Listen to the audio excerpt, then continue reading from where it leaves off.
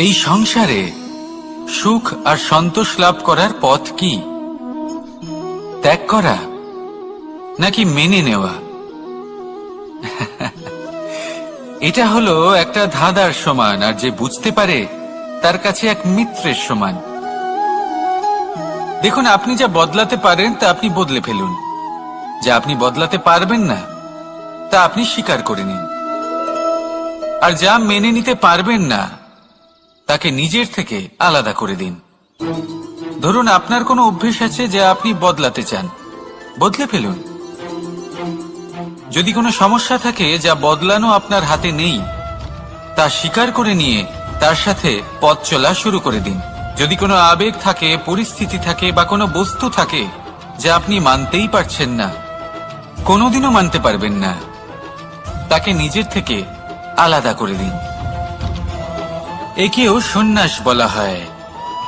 জীবনে সুখ দুঃখ, ক্ষয় হোক বা লাভ, এই সবেতেই সমান রূপে যাপন করা, তাই হলো সন্ন্যাস। এতেই জীবনের আনন্দ রয়েছে। তাহলে এই আনন্দ উপভোগ করুন আর আমার সাথে ভালোবেসে বলুন, রাধা রাধা। আজ আমি আপনাকে একটা কাহিনী শোনাবো। একটা খাড়াই উঁচু পাহাড় ছিল, যা বেয়ে ওঠা প্রায় অসম্ভব কাজ ছিল। এবার একদিন কয়েকটা ব্যাঙ এলো আর তা বেয়ে উঠতে শুরু করলো। আস্তে আস্তে প্রত্যেকটা ব্যাঙ মিলে লাফিয়ে লাফিয়ে ওপরে ওঠার চেষ্টা করছিল। নিচে কিছু পশু দাঁড়িয়েছিল যারা বলছিল, এটা তো অসম্ভব ব্যাপার, এই ব্যাঙগুলো উঠতেই পারবে না, সকলে পড়ে যাবে। আর তারপর ধীরে ধীরে সমস্ত ব্যাঙ নিচে পড়তে থাকলো। শেষ পর্যন্ত একটাই ব্যাঙ ছিল যে শিখরে পৌঁছতে পারল। জানেন সে কেন পারল? কারণ সেই ব্যাঙ বধির ছিল। সে কারোর কথা শোনেনি। ও স্থির করেছিল শিখরে পৌঁছতে হবে, আর পৌঁছে গেল। এবার এটা কিন্তু আমাদের জন্য অত্যন্ত গুরুত্বপূর্ণ শিক্ষা। আপনি যদি জীবনে নিজের লক্ষ্য স্থির করে থাকেন, তাহলে এদিক ওদিক কারোর কথা শুনবেন না, শুধুই নিজের লক্ষ্যের দিকে অগ্রসর হন। কারণ সাফল্য আপনার প্রচেষ্টার দ্বারাই আপনি পেতে পারেন, অন্যের কথা দ্বারা নয়। তাহলে চেষ্টা করতে থাকুন আর নিজের লক্ষ্য প্রাপ্ত করুন, আর আমার সাথে ভালোবেসে বলুন, রাধা রাধা। আমরা মনে করি অন্যের উপকার করা, কারোর ভালো করা, কাউকে সাহায্য করা, সেবা করা, দান করা, সুখে দুঃখে কারোর সাথে থাকা, এ হলো আমাদের জীবনের সবথেকে বড় কর্তব্য। এটাই আসল কর্তব্য। কিন্তু এটা কি সত্যি? না। কর্তব্যের জন্য অনেক সময় মানুষকে অনেক অনেক যন্ত্রণা ভোগ করতে হয়। এমন কিছু কর্তব্য থাকে যা পালনের জন্য মানুষকে এমন কিছু পথ দিয়ে যেতে হয় যেখানে কাঁটা আছে, দুঃখ আছে, যন্ত্রণা আছে, বিপদ আছে। সেটা পার করে তবে ও নিজের কর্তব্যকে পূর্ণ করতে পারে। অন্যের উপকার, ভালো কাজ করা, কাউকে সাহায্য করা, দান করা, সেবা করা, সুখে দুঃখে সঙ্গ দেওয়া, এটা কর্তব্য নয়, এটা হলো আনন্দ। কারণ এতে আপনারই জীবন আরো সুখময় হবে, আপনি আরো সুখ পাবেন, আপনার স্বাস্থ্য আরো ভালো হবে, আপনি জীবনে আরো ভালো ভালো মানুষ পাবেন। আর সব থেকে বেশি যদি এ কিছু বাড়িয়ে তোলে, তাহলে তা হলো প্রেম। তাহলে একে কর্তব্য মনে করবেন না, এ হলো শুধুই সেই পথ যাতে অগ্রসর হয়ে আপনি নিজের জীবন অত্যন্ত সুখময় করে তুলতে পারবেন। তাহলে আপনি এটাই করুন আর আমার সাথে ভালোবেসে বলুন, রাধা রাধা। পরিবর্তন এই সংসারের শাশ্বত নিয়ম। কোন রাজা নেই যিনি চিরকাল রাজা থাকেন, কোন ধনী ব্যক্তি নেই যিনি চিরকাল ধনী থাকবেন। এই সংসারে সূর্যের স্থান নেওয়ার জন্য চন্দ্রিমার আগমন ঘটে। কোন স্থান যাকে পতিত বলা হয়েছিল সেখানে মহল তৈরি হয়েছে, কোন স্থান যাকে আজ মলিন বলা হয়েছে কাল সেখানে মন্দিরও স্থাপন হতে পারে। কোন ঋতু চিরকালের জন্য থাকে না, কখনো সময় চিরকাল একরকম থাকে না। আজ যে আপনার কাছে রয়েছে কাল অন্য কারোর ছিল, আজ যে আপনার কাছে রয়েছে কাল তা অন্য কারোর কাছে চলে যাবে। আপনার সাথে কিছু থাকলে তা হলো আপনার কর্ম, কিন্তু সেই কর্মের পরিণামও আপনার নয়। আপনি শুধু কর্ম করুন, বাকি সবকিছুই পরিবর্তনশীল। কিন্তু সেই পরিবর্তনকে দেখে ভয় পাওয়ার প্রয়োজন নেই, তাকে স্বাগত জানান। যদি আপনি হাসি মুখে সেই পরিবর্তনকে স্বাগত জানান, তাহলে এই পরিবর্তনও হাসি মুখে আপনার সাথে থাকবে। আসুন আমার সাথে ভালোবেসে বলুন, রাধা রাধা। বটবৃক্ষের বীজ সর্ষের দানার থেকেও ছোট হয়, কিন্তু যখন তা নিজের রূপ ধারণ করে তখন তা বিশাল বৃক্ষের আকার ধারণ করে, যা সহস্র বছর ধরে বেঁচে থাকে, ছায়া প্রদান করে, পাখিদের আশ্রয় প্রদান করে, আর দেয় পথচারীদের বিশ্রাম করার স্থান। কেন? কারণ সেই ছোট বীজ তা মাটির ভেতরে গিয়ে নিজের খোলস ত্যাগ করে। অন্ধকারে থাকে সে, যতই আলো আসুক না কেন, যতই বর্ষা আসুক না কেন, সব সহ্য করে। আর তারপরে একটা চারা গাছ অঙ্কুরিত হয়, তারপর ধীর গতিতে একটা বিশাল বৃক্ষতে পরিণত হয়। দেখুন, জীবনে কঠিন সময় আসে, এই জন্য নয় যে আপনি হার মেনে নেবেন, এই জন্য আসে যাতে আপনি ভবিষ্যৎ নির্মাণের জন্য নিজেকে তৈরি করতে পারেন। যদি কঠিন সময়ে আপনি ওই বীজের মতো দৃঢ় হয়ে থাকতে পারেন, তাহলে আপনিও একদিন সেই বিশাল বৃক্ষের মতো নিজের অস্তিত্ব গড়ে তুলতে পারবেন, যা সহস্র বছর পর্যন্ত মনে রাখা হবে। আসুন আমার সাথে ভালোবেসে বলুন, রাধা রাধা। সঞ্চয়। মানুষের যখন থেকে বোধবুদ্ধি হয়, সঞ্চয় করতে আরম্ভ করে দেন। সঞ্চয় করতে থাকেন ভোজনের, সঞ্চয় অর্থের, সঞ্চয় শক্তির। নিজের জন্য করেন, নিজের পরিবারের জন্য করেন, নিজের স্ত্রীর জন্য করেন, সন্তানের জন্য করেন, সন্তানের সন্তানের জন্যও সঞ্চয় করেন। সঞ্চয় করার জন্য ওনার কাছে অনেক কারণ রয়েছে, কারণ উনি এটা ভাবেন যে এই সঞ্চিত শক্তির জন্য কেউ ওনার কোনো ক্ষতি করতে পারবে না। মানুষ ভুলে যান একটা গুরুত্বপূর্ণ কথা, এই সত্য, উনি এই সংসারে খালি হাতেই এসেছিলেন, আর এখান থেকে ওনাকে খালি হাতেই যেতে হবে। যা এখানকার তা এখানেই থেকে যাবে। আর যদি কিছু ওনার সাথে যায় তা হলো ওনার কর্ম, আর কিচ্ছু নয়। তাই যদি কিছু অর্জন করতে চান, তাহলে শুভ কর্ম অর্জন করুন, আত্মশক্তি অর্জন করুন, কারণ পরলোকে এটাই হবে আপনার সম্পত্তি। তাহলে কি এটা আপনি অর্জন করতে চান না? আসুন আর আমার সাথে ভালোবেসে বলুন, রাধা রাধা। সদিচ্ছা। দেখতে গেলে 3 অক্ষরে তৈরি এই শব্দ, কিন্তু সমস্ত ত্রিলোক তার উপরেই আধারিত। আপনি এই সংসারে এসেছেন, তখন অবশ্যই শ্বাস নেবেন, কিন্তু তার বদলে আপনাকে কিছু তো দিতেই হবে। আপনার উপর নির্ভর করছে আপনি কি দেবেন। কি দেবেন এই সংসারকে, এই সমাজকে, নিজের পরিবারকে, আর তার বদলে কি নেবেন? যশ নাকি অপযশ? দেখুন, এক ছিল রাবণ, যে কিনা সমুদ্র পার করল সীতাকে অপহরণ করার জন্য, আর এক ছিলেন রামচন্দ্র, যিনি সমুদ্র পার করেছিলেন, সেতু বানিয়ে গিয়েছিলেন সীতাকে ফিরিয়ে নিয়ে আসার জন্য। দুজনেই সমুদ্র পার করেছিলেন, শুধু পার্থক্য ছিল সদিচ্ছাকে বোঝার, লক্ষ্যের। অনেক মানুষের যাত্রা একরকম হতেই পারে, কিন্তু আনন্দ তখনই লাভ করবেন যখন লক্ষ্য শুভ হবে, মহান হবে। এই লক্ষ্য দিয়ে এই সংসারের কল্যাণ হবে এবং মানুষের সম্মান হবে। যদি আপনার সংকল্প উচিত হয়, তাহলে আপনার লক্ষ্য উচিতই হবে, নয়তো শুধুমাত্র বিনাশ হবে। আর উচিত এটাই হবে যে বিনাশের হাত থেকে যেন নিজেকে বাঁচানো যায়, কি বলেন? তাই জীবনে যে লক্ষ্য স্থির করছেন, মনে রাখবেন তা যেন শুভ লক্ষ্য হয়। যদি এরকম হয়, তাহলে আপনার যাত্রা, আপনার জীবন দুটোই শুভময় হবে। আসুন আর আমার সাথে ভালোবেসে বলুন, রাধা রাধা। সুরক্ষা। এই সুরক্ষা আসলে কি? এটা কি কোনো কবচ নাকি কোনো সীমা? এই সুরক্ষা আসলে অন্য কিছু। আমাদের মাতা পিতা, আমাদের প্রিয়জন, আমাদের বন্ধু, এই সমাজ, আমাদের শুভাকাঙ্ক্ষী, আমাদের আত্মীয়, এনারা সবাই আমাদের জীবনে কোনো না কোনোভাবে সুরক্ষা দিয়ে থাকেন, একটা কবচ দিয়ে থাকেন কোনো না কোনো রূপে। কিন্তু দেখতে গেলে আমাদের পরাক্রমের পথে, আমাদের বীরত্বের পথে, আমাদের সাহসের পথে এই সুরক্ষাই সব থেকে বড় বাধা হয়ে দাঁড়ায়। একবার ভেবে দেখুন, যদি আপনি কোনো সুরক্ষাই না পান, বা যদি আপনি এই সুরক্ষা ভেঙে বাইরে আসতে পারেন, তাহলে আপনার বীরত্ব চরম সীমায় পৌঁছে যায়। কেন? কারণ তখন আপনি জানেন যে এই সংসারের সম্মুখীন আমাদের নিজেদেরই হতে হবে। আপনি বুঝে যান যে শত্রুর সম্মুখীন এবার নিজের বলের দ্বারা, নিজের পরাক্রমের দ্বারা, নিজের সাহসের দ্বারা করতে হবে। আর তখন আমাদের মনের মধ্যে এই শক্তি জাগ্রত হয়। এই শক্তি অন্তরেই বসবাস করে। শুধু এটা চিনে নিতে হবে, একে জাগ্রত করতে হবে। আর এটা সুরক্ষা ভেঙে যাওয়ার পরেই সম্ভব হয়। আর যারা নিজের শক্তি সম্পর্কে জানেন,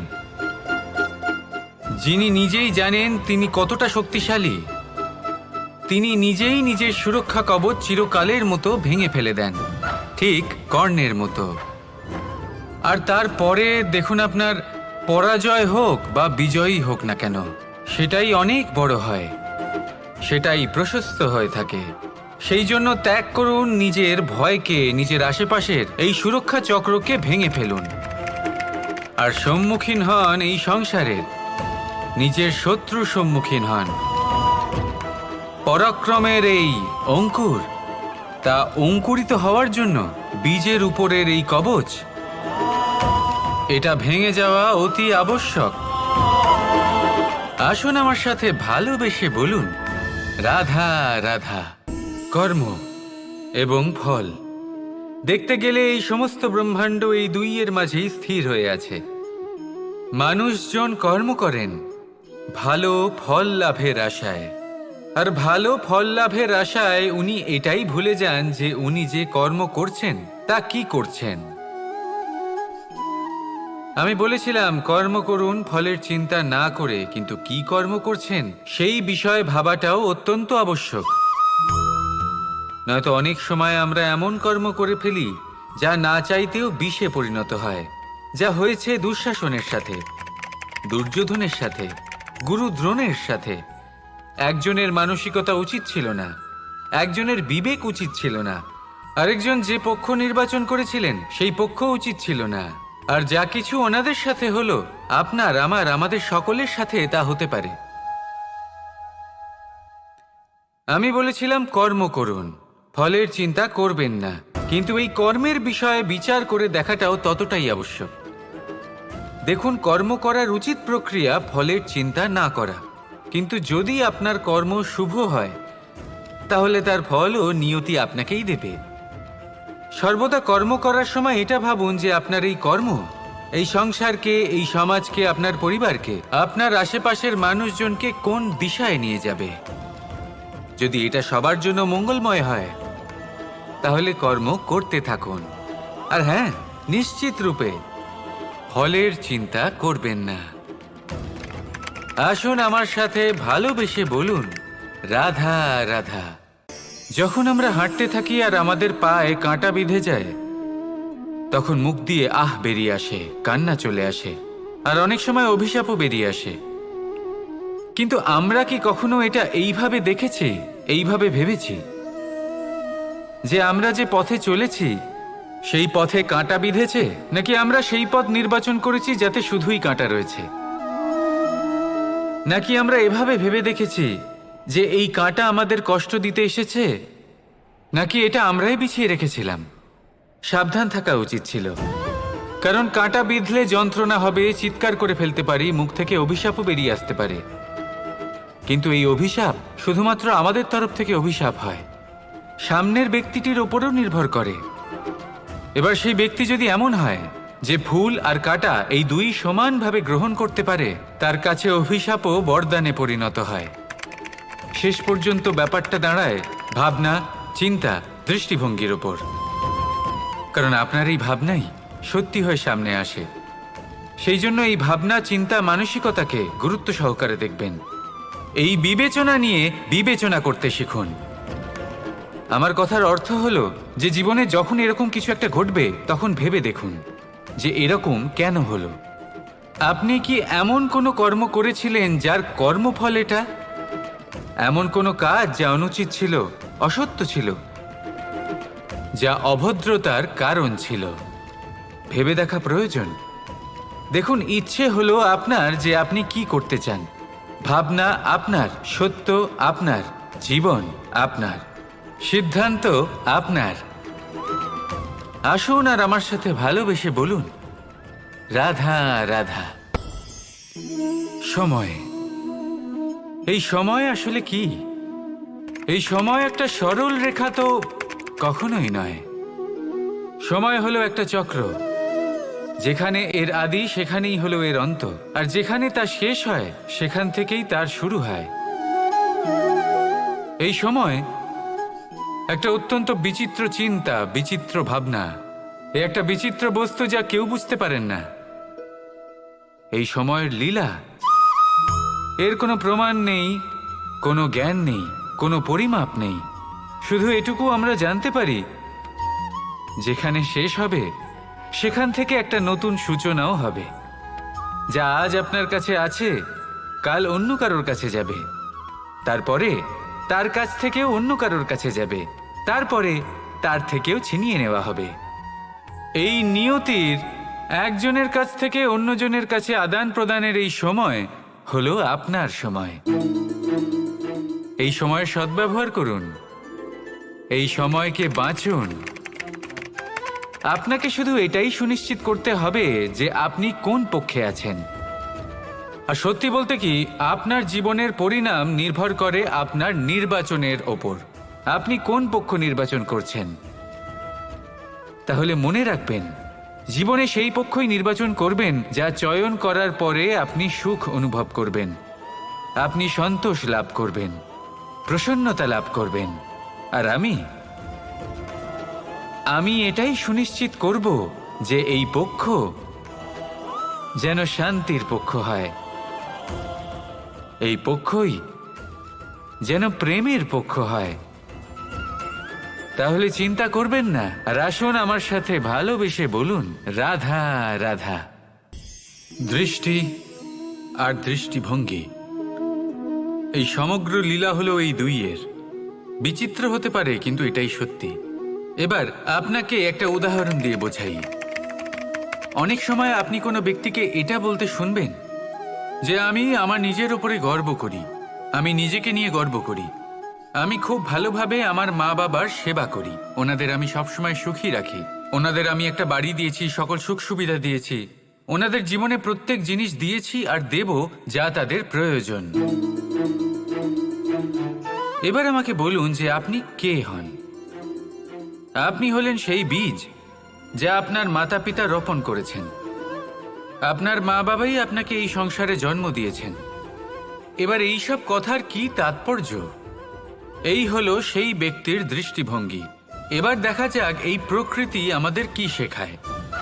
কখনো কোনো গাছকে দেখবেন, যখন সেই গাছে ফল আসে, সে মালিকে এটা বলে না যে দেখো আমি তোমাকে ফল খেতে দিচ্ছি। সেই বৃক্ষ এটা বলে না যে দেখো আমি তোমায় আহার করতে দিচ্ছি, কারণ ও জানে যে এটা হলো সেই মালির পরিশ্রম, এটা হলো তারই কর্মের ফল, আর এটা তারই পাওয়া উচিত। সে বলে যে তোমার জিনিস তোমাকেই অর্পণ করলাম, এ আমার জিনিস নয়। ও জানে সেই মালির গুরুত্ব আসলে কি। এটা হলো তার দৃষ্টিভঙ্গি। সেই জন্য আপনি জীবনে কোন ব্যক্তির মধ্যে, কোন পশু পাখির মধ্যে, কোন প্রাণীর মধ্যে, কোন পরিস্থিতিতে, কোন আবেগের মুহূর্তে কি দেখতে পাচ্ছেন, সেটা আপনার দৃষ্টিভঙ্গির উপরে নির্ভর করছে। তাই নিজের মনে ধন্যাত্মক ভাব জাগ্রত করুন, শুভ চিন্তা নিয়ে আসুন। এই ভাবনাই সত্য হয়ে সামনে আসবে। এই দৃষ্টিভঙ্গি এমন হয়ে যাবে যে আপনার জীবনে সবকিছুই শুভ হবে।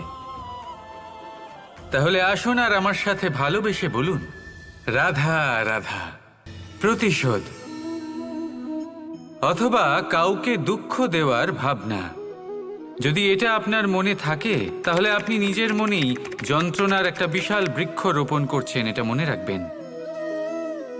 কারণ কাউকে দুঃখ দেবার এই ভাবনা, এটা হলো সেই বীজ যা আপনার মনেই পতিত হবে, আপনার মনেই অঙ্কুরিত হবে, আর আপনার মনেই একটা বিশাল বৃক্ষরূপে বেড়ে উঠবে। জীবন আপনার, কর্ম আপনার, কাউকে দুঃখ দেবার ভাবনা আপনার ছিল। এই বৃক্ষ হলো আপনার, তাই এর ফলও আপনিই পাবেন। যা গ্রহণও আপনাকেই করতে হবে। মনে রাখবেন, যে মানুষ এটা ভাবে যে আমি ওকে দুঃখ দেব, ওকে কষ্ট দিতে চাই আমি, সেই মানুষই দুঃখ আর কষ্ট পেয়ে থাকে। যদি সেই জায়গায় আপনি এটা ভাবেন যে আমি কাউকে সুখী করে তুলতে চাই, কাউকে সুখ প্রদান করতে চাই, তাহলে তারও বীজ আপনার মনেই রোপণ হবে, বৃক্ষে পরিণত হবে, যার ফলও আপনিই পাবেন। এখানে বিষয়টা হলো শুধু মানসিকতার চিন্তা, যা সত্য হয়ে আপনার সামনে আসে। তাহলে এই মানসিকতা শুভ করুন, সবার জন্য মঙ্গল কামনা করুন। অন্যের মনে আপনার জন্য ভালো চিন্তা থাকুক বা না থাকুক, আপনি সবার জন্য শুভ চিন্তা করে কর্ম করতে থাকুন, তাহলে আপনার সাথেও ভালোই হবে। তাহলে আসুন আর আমার সাথে ভালোবেসে বলুন, রাধা রাধা। সুখ আর অভিজ্ঞতা, এই দুই জীবনে একসাথে কখনোই আসে না। মনে রাখবেন, যেখানে সুখ থাকে সেখানে অভিজ্ঞতা থাকে না।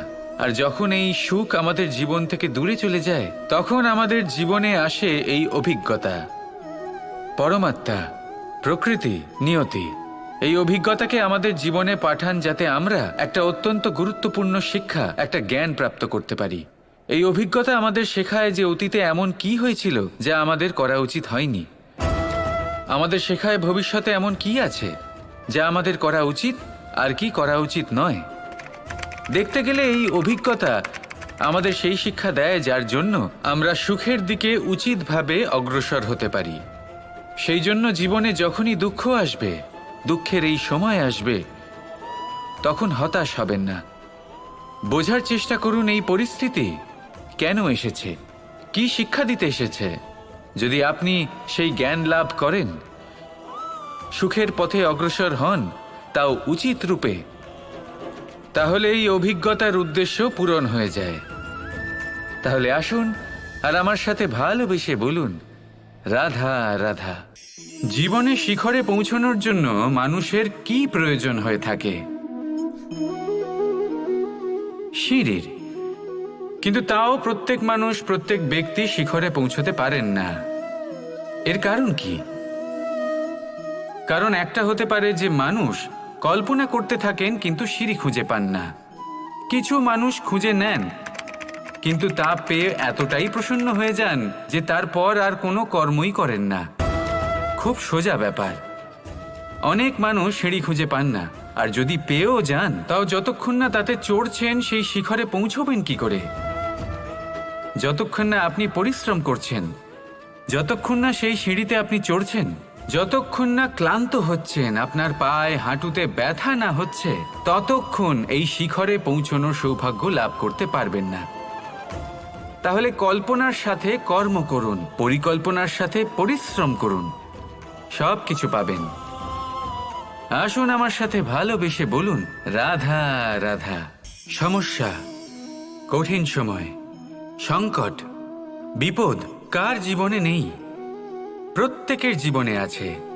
কিন্তু আমাকে একটা কথা বলুন, যদি নৌকায় ঢেউকে ভয় পেতে শুরু করে, তাহলে সাগর পার করবে কে?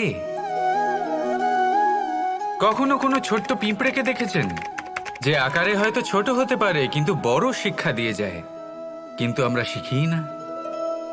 এবার দেখুন একটা পিঁপড়েকে, যে ভোজনের খোঁজে বাইরে বের হয়, একটা ছোট্ট দানা তুলে নেয়। ছোট দানা তোলে কারণ তার থেকে বেশি সে তুলতেই পারবে না। সে দানা নিয়ে চলতে শুরু করে, কোনো দেওয়ালে উঠে পড়ে, আবার পড়েও যায়। সেই দানা দূরে কোথাও একটা পড়ে যায়, তা আবার খোঁজে, তুলে নেয়, আবার চলতে থাকে। পড়ে যায়, আবার ওঠে, পড়ে যায়, আবার ওঠে। সেই দানাটা রেখে দেয়, আবার বেরিয়ে পড়ে ভোজনের খোঁজে। পরিশ্রম করতে থাকে কিন্তু হার মানে না। এই শিক্ষাই তো আমাদের প্রাপ্ত করতে হবে। নিরন্তর পরিশ্রম আর নির্ভীক হয়ে কর্ম করে যেতে হবে। এটাই হলো সাফল্যের মাধ্যম, এটাই হলো জয়ের মন্ত্র, অচ্যুত অজয় অস্ত্র। তাহলে আসুন আর আমার সাথে ভালোবেসে বলুন, রাধা রাধা। আমরা সকলে চাই আমাদের জীবনে সাফল্য আসুক। আমরা চাই যে এই সংসারে আমাদের খ্যাতি ছড়িয়ে পড়ুক। আমরা চাই যেন আমরা আলোচিত হই, কিন্তু শুধু চাইলেই কি যায় আসে? যদি এই সংসারে আলোচিত হতে হয় তাহলে পরিচিত হতে হবে পরিশ্রমের দ্বারা। যতক্ষণ না আপনারা পরিশ্রমের সাথে পরিচিত হবেন, সাফল্যের সাথে পরিচিত হবেন না। সংঘর্ষ করতে হবে প্রতিদিন, প্রতি বছর। জীবনের সব পরিস্থিতিতেই হয়তো নতুন নতুন বাধা আসবে, নতুন নতুন বিঘ্ন ঘটবে, কিন্তু এটা আবশ্যক নয় যে সমস্ত বিঘ্ন বিনাশের জন্য আসবে। কিছু বিঘ্ন আপনার পথ প্রশস্ত করার জন্য আসবে, আপনার পথ পরিষ্কার করার জন্য আসবে। যদি আপনাকে উদাহরণ দিই, যখন বন্যা আসে, বাড়ি ঘর ভেসে যায়, তখন আমরা হতাশ হয়ে পড়ি, আমরা দুঃখী হয়ে পড়ি।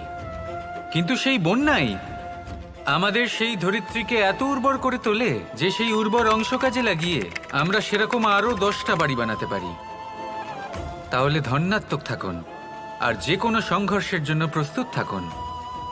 জীবনে অনেক দূর যেতে পারবেন।